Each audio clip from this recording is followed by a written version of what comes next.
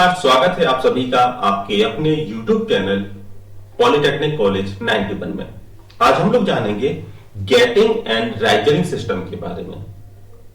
Getting system और राइजरिंग system क्या कहलाते हैं और काफी इंपॉर्टेंट टॉपिक है जो कि आपके एग्जाम में पूछा जाता है। यदि हम रेत की ढलाई का अध्ययन करते हैं तो अक्सर हमें दो शब्द पढ़ने को मिलते हैं, स्प्रू और रनर। तो स्प्रू क्या कहलाता है, रनर क्या कहलाता है और गेटिंग सिस्टम क्या है और आपका राइजरिंग सिस्टम क्या है, इन सभी को हम लोग समझेंगे सरल और आसान भाषा में। ये मान के चलिए कि इस वीडियो के माध्यम से आपका एक टॉपिक कंप्लीट हो जाएगा।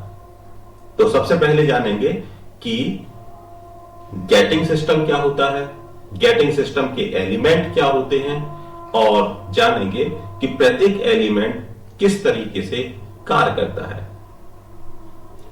तो पहला क्वेश्चन है कि what is getting system, getting system क्या कहलाता है। तो यदि हम क्या करें कि किसी भी धातु की यदि हमें कास्टिंग करनी है तो कास्टिंग का मतलब होता है कि किसी धातु को गर्म करते हैं और उसको इतना गर्म किया जाए कि वह तरल अवस्था में धातु परिवर्तित हो जाए और किसी भी सांचे के अंदर यदि इसी धातु को डाला जाता है तो जैसी सांचे की आकृति होती है गर्म धातु वैसा ही अपना आकार ग्रहण कर लेती है। उसे हम लोग कास्टिंग प्रक्रिया के नाम से जानते हैं। तो यहां पर क्या करते हैं, कास्टिंग करने के लिए धातु को गर्म किया, इतना गर्म किया कि धातु क्या है, तरल अवस्था में परिवर्तित हो गई है। अब सबसे पहले इस धातु को क्या करेंगे, पोरिंग कप। पोरिंग कप को समझिए जैसे कि यदि आप किसी बर्तन में तेल डालना हो तो आप एक फिनल या कीप का इस्तेमाल करते हैं। तो ऐसे ही यहां पर क्या है कि उस तरल धातु को डालने के लिए एक कीप का इस्तेमाल किया गया है। कीप का जो ऊपर का एरिया है इसे कहते हैं पोरिंग कप। पोरिंग कप विभिन्न विभिन्न प्रकार की आकृति के होते हैं, जैसा कि यहां पर आपके शंक्वाकार आकृति है, कोनिकल शेप है, कहीं पर ये आयताकार भी होते हैं। इनकी आकृति इसलिए बनाई जाती है कि जिससे धारा का जो प्रवाह है वो कांस्टेंट बना रहे। धारा जो तरल है, तरल की जो धारा है उसमें ना तो भंवर उत्पन्न हो ना ही हवा का कोई भी बबल इसके अंदर जा सके। मतलब बबल और भंवर को रोकने के लिए हम लोग पोरिंग कप का इस्तेमाल करते हैं। जैसे ही धातु को हमने पोरिंग कप के अंदर डाला तो यह धातु क्या होगी, पोरिंग कप से होती हुई सेकंड जो जगह है वो है आपकी स्प्रू। स्प्रू एरिया कहलाता है इस पोरिंग कप के बीच का एरिया। धातु स्प्रू से होती हुई यहां पर आती है, इस एरिया को कहते हैं स्प्रू बेस। स्प्रू बेस इस प्रकार से डिजाइन किया जाता है कि धातु यदि सीधे गिरती है धातु तो यहां पर जर्क या शॉक को एब्जॉर्ब करने की कैपेबिलिटी हो। जैसे क्या होगा कि यदि कोई भी तरल धातु जब आएगी तो वो थोड़ा उसके जो झटका है या जो प्रेशर है उसको कम कर देगी, जिससे धातु में यहां पर हलचल नहीं होगी। स्प्रू बेस के बाद यही धातु क्या होगी, आगे बढ़ेगी और ये जो एरिया है ये कहलाता है रनर, जो कि हमारा थर्ड एलिमेंट है। धातु रनर से होती हुई, जैसे आप समझिए कि कोई नालियां जो होती हैं जहां पर हम लोग पानी को डालते हैं और पानी दूसरी जगह पहुंच जाता है नाली के माध्यम से, ऐसे यहां पर ये नालियां कटी हुई हैं। इन रनर से होती हुई धातु गेट मींस प्रवेश द्वार, यहां पर प्रवेश करती है और गेट के बाद यही धातु कास्टिंग के अंदर पहुंच जाती है। कास्टिंग और पोरिंग कप के बीच का जितना हमने धातु ने मार्ग तय किया है, मतलब जितनी उसने एरिया को कवर किया चलने में, वही सिस्टम हमारा गेटिंग सिस्टम कहलाता है। धातु जो पिघली हुई धातु थी वो आपकी यहां पर आई, फिर आपकी स्क्रू के पास आई, स्क्रू बेस के पास आई, फिर रनर के पास आई, रनर के बाद गेट के पास गई और गेट के बाद कास्टिंग के पास गई। तो ये कास्टिंग तक जो पहुंचने की प्रक्रिया है यही हमारी गेटिंग सिस्टम कहलाती है। गेटिंग सिस्टम का मतलब किसी भी धातु को प्राप्त करना। कहां पर? कास्टिंग के पास प्राप्त करने की जो प्रणाली है वही हमारी गेटिंग प्रणाली कहलाती है। तो आप समझ गए होंगे सरल और आसान भाषा में कि तरल धातु की जो तरल अवस्था है उसको पोरिंग कप से स्क्रू के पास लाना और स्क्रू के पास आपके स्क्रू बेस के पास लाना, फिर रनर के पास लाना, गेट के पास लाना और कास्टिंग के पास ले जाना, ये सभी आपके गेटिंग के अंतर्गत आते हैं।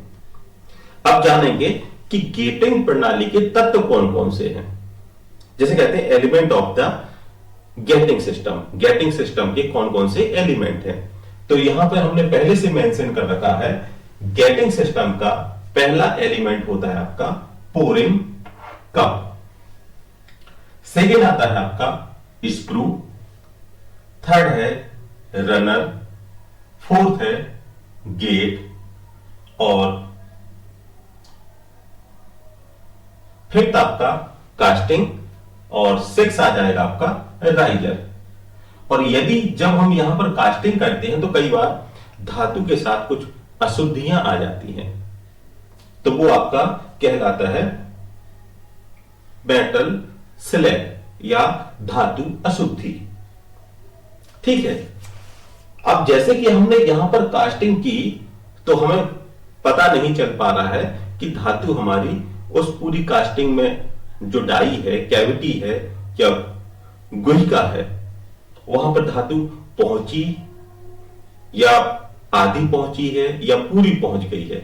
यह सब देखने के लिए एक राइजर प्रणाली का इस्तेमाल किया जाता है, जिसमें हम लोग पता करते हैं कि धातु हमारी उस सांचे के अंदर फुल भर गई है या आधी है या कुछ रह गई है। ये हम लोग देखते हैं एक राइजरिंग प्रणाली के अंतर्गत।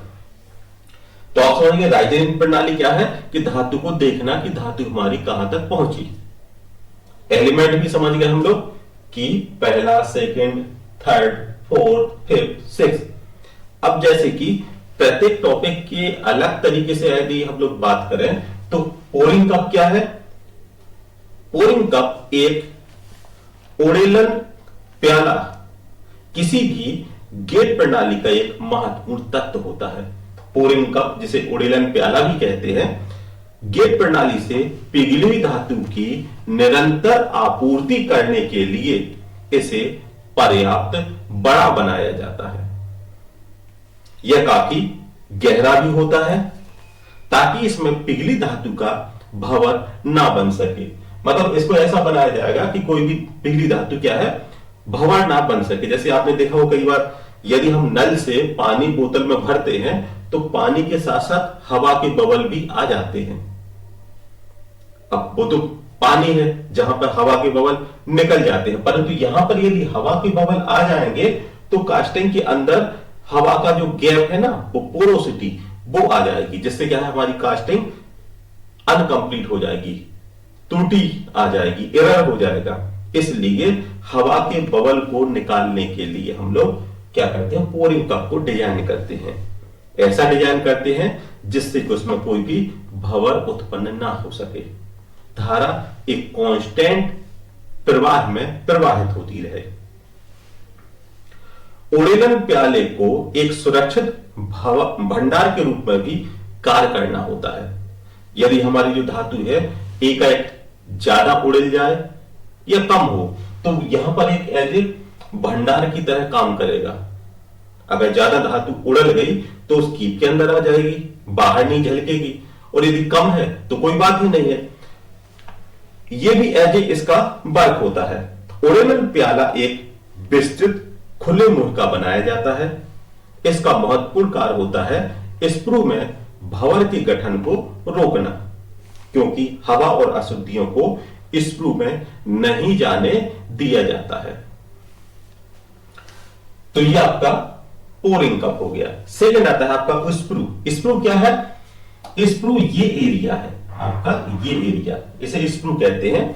पिघली धातु को ओरेलन प्याले से लेकर स्प्रू आधार तक ले जाने का जो कार्य होता है वो होता है आपका स्प्रू का।